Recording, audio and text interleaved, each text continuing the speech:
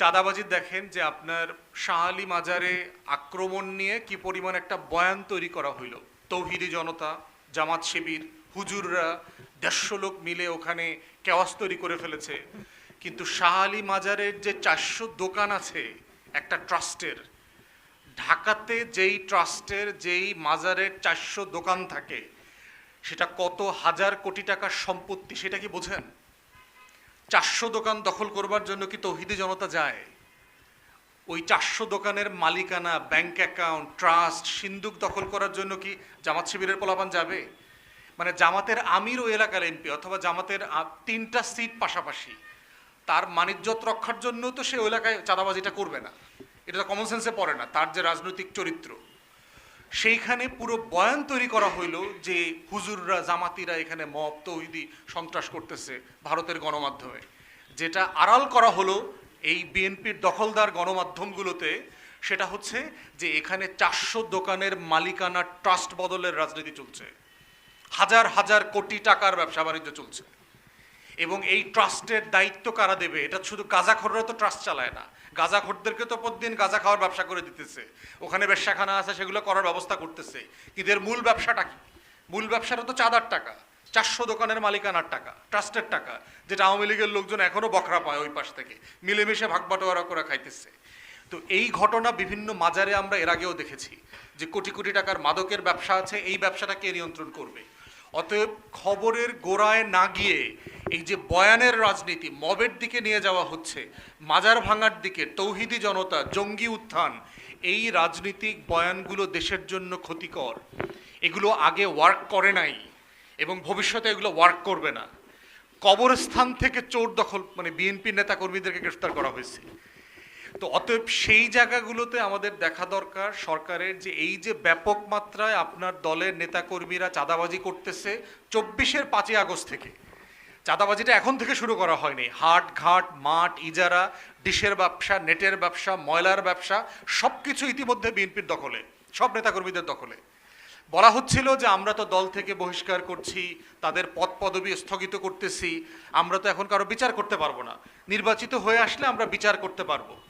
এখন এই বক্তব্যটা আমরা প্রচুর শুনেছি সরকারি দলের নেতাকর্মীদের কাছ থেকে। প্রশ্ন হচ্ছে, যাদেরকে বহিষ্কার করা হয়েছিল ৭,০০০+ নেতাকর্মীকে নির্বাচনের আগে সবার বহিষ্কারাদেশ আপনি উইথড্র করলেন কেন? সবাই আর চাঁদাবাজি করবে না এই মর্মে কোনো হুজুরের কাছে বায়াত নিচ্ছে, ওয়াদা করছে? মানে কিসের ভিত্তিতে আপনি করলেন? দ্বিতীয়ত হচ্ছে, আগে বলেছিলেন আপনার হাতে তো ক্ষমতা নাই, ফৌজদারি অপরাধের বিচার তো আমরা করতে পারবো না। এখন তো আপনার কাছে ক্ষমতা আছে, আপনি নির্বাচিত হয়ে আছেন, থানা পুলিশ তো আপনার নিয়ন্ত্রণে, কাউকে তো ধরেন নাই, ধরছেন, কাউকে গ্রেফতার করছেন? চট্টগ্রামে দেখলাম স্মার্ট গ্রুপের যিনি মালিক, একজন বড় ব্যবসায়ী, তার বাড়িতে বিএনপির মানে সন্ত্রাসী বাহিনী 2-3 দিন ধরে খালি গোলাগুলি করছে চাঁদার জন্য, টাকার জন্য। তাদের সাথে আবার বিদেশে থাকে এইরকম সন্ত্রাসীদের লেনদেন আছে, সম্পর্ক আছে। কাউকে ধরেছেন? ধরেন নাই তো। সিটি কলেজের মারামারি সারা বাংলাদেশ দেখলো, কোন দলের কোন পদে থাকা কোন কলেজের ছাত্রদল নেতা হাতে রামদা ক্যারি করতেছে, কাউকে ধরেন নাই তো, পুলিশ কোনো মামলা করে নাই তো। শাহবাগে ডাকসু নেতৃবৃন্দকে যে মারলো থানার ভিতরে, পুলিশ তো নিজেও মামলা করে নাই, ডাকসু নেতৃবৃন্দর মামলাও পুলিশ নেয় নাই। তাহলে এই বাংলাদেশের বিরুদ্ধেই তো আমাদের লড়াই ছিল, যে আমরা এই বাংলাদেশে ফেরত যেতে চাই না।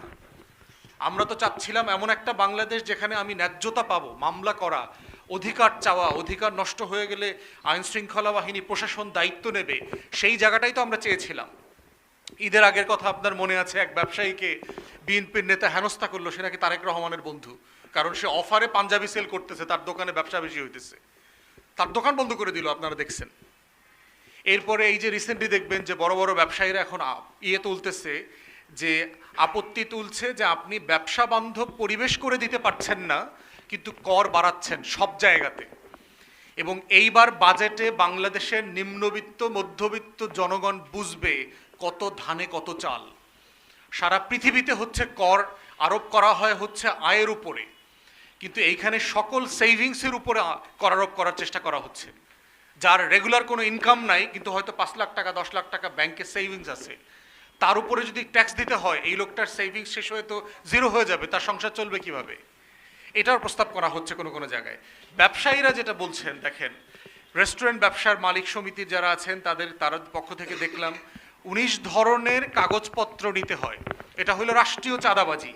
আপনারা জানবেন যে চাঁদাবাজির কিন্তু দুইটা প্রকার আছে, এটা আগামী বিসিএস পরীক্ষায় এই প্রশ্নটা আসবে যে চাঁদাবাজি কয় প্রকার। চাঁদাবাজি আসলে দুই প্রকার।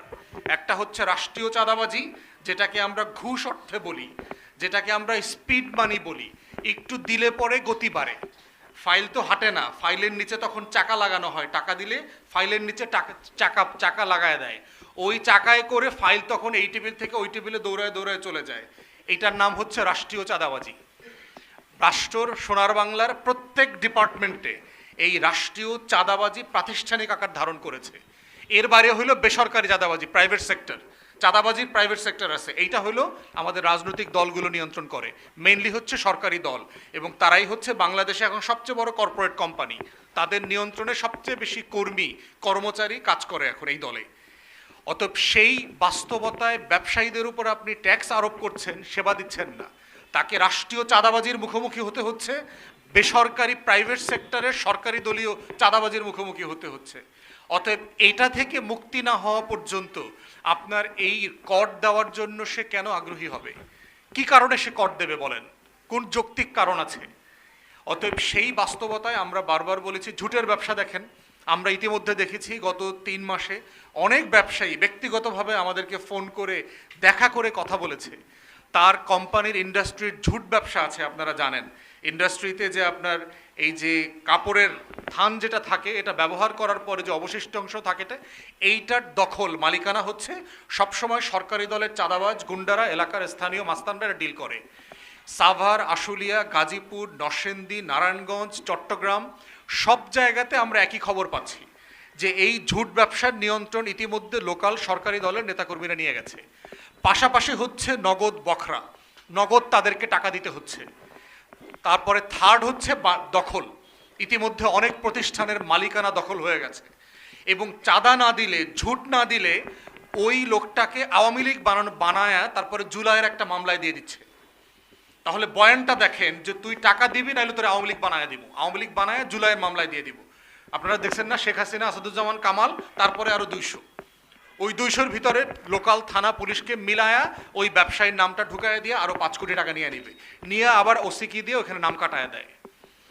এই যে বাণিজ্য চলছে, এই ব্যবসা বান্ধব পরিবেশ রেখে আপনি ব্যবসায়ীদেরকে বলছেন আপনারা সরকারের জন্য, দেশের জন্য আরো একটু বেশি কর দেন, এটা প্র্যাকটিক্যালি পসিবল?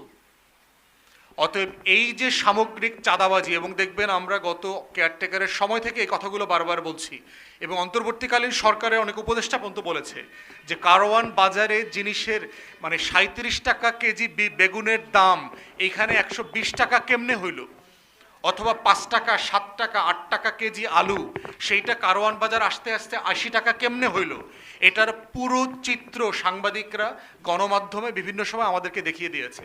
চাঁদাবাজির ধরন, প্রকার, এবং এর পুরো প্রক্রিয়ার সাথে জড়িত হচ্ছে সরকারি দল এবং মাঠ প্রশাসন। তাদের একজন আর একজনের পক্ষ হয়ে ভাই ব্রাদারের মতো করে তারা এই চাঁদাবাজিটা করে যাচ্ছে। অতএব এই ভাই ব্রাদারের কোম্পানির যে চাঁদাবাজি, এই চাঁদাবাজি বন্ধের জন্য কোনো উদ্যোগ সরকারি দলকে আমরা গত 3 মাসে মোটেই দেখতে পাচ্ছি না। আইন শৃঙ্খলার যে অবস্থা সারা দেশে দেখতে পাচ্ছি, আপনারা দেখেছেন মাননীয় স্বরাষ্ট্রমন্ত্রী বলেছেন গত 30 তারিখ থেকে নাকি ব্যাপক মাত্রায় এই মাদক টাদক এগুলোর বিরুদ্ধে অভিযান চলছে। সারা দেশে অভিযানে আওয়ামী লীগের নেতাকর্মী গ্রেফতার করছে, মাদক ব্যবসায়ীদের গ্রেফতার করে নাই। কারণ মাদক ব্যবসাটা এত তার দলের নেতাকর্মীরা করে, এখন তারা গ্রেফতার করবে কেন? আওয়ামী লীগের নেতাকর্মী গ্রেফতার করে থানা পুলিশ মিলে নতুন করে আর একটা চাঁদাবাজি করে নিজেরা খাইলো দিলো আর কি। মানে এদের হইল 20 বছরের রাজনৈতিক রোজাদারকে যখন আপনি ইফতারের সময় দিবেন, ও তো মাগরিবের ওয়াক্ত বুঝা ইফতার করবে না, ও খাইতেই থাকবে। ও 17 বছর ধরে রোজা রাখছে, সে খাইতে খাইতে মাগরিব চলে গেছে, এশা চলে গেছে, ফজরের নামাজ কাজা হয়ে গেছে, পরের দিনের সেহরি খাওয়ার সময় পাবে না। এই লেভেলের ইফতার রাজনৈতিক রোজাদারদের, চাঁদাবাজদের ইফতারের সময় চলতেছে এখন এইটা। অতএব আমরা সরকারকে বলছি, যেই অভিজ্ঞতাগুলো অন্য সরকারকে ডুবাইছে, যেই কাজগুলো আগের দলের সুনাম নষ্ট করেছে, তাকে পতনযোগ্য করে তুলেছে, তাকে বিতাড়িত করবার জন্য জনগণ ফুঁসে উঠেছে, সেই কাজগুলো দয়া করে আপনারা করিয়েন না। আমরা গত আমলে একই কথা বলেছি যে বাংলাদেশ রাষ্ট্রের সংস্কার নিয়ে আমরা যখন কথা বলি, দেখবেন যে আমরা পুরো রাষ্ট্র প্রতিষ্ঠান সংস্কার করে ফেলবো, এইটা করব সেইটা করব, কিন্তু দেখবেন রাজনৈতিক দলগুলো দল সংস্কার করবার জন্য কোনো কথা বলে না, কোনো প্রস্তাব দেয় না, কিন্তু দেশ সংস্কার করে ফেলবে।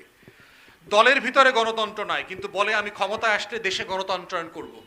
দলের ভিতরে চাঁদাবাজিকে উন্মুক্ত করে রাখা হয়েছে, বলা হচ্ছে আমি দেশে ক্ষমতায় আসলে পরে দেশকে দুর্নীতিমুক্ত করব। তাহলে দেখেন যে যারা দলের ভিতরে এই জিনিসগুলো প্র্যাকটিস করে না, সে দেশে ক্ষমতায় আসলে পরে এই জিনিসগুলো কিভাবে প্র্যাকটিস করবে?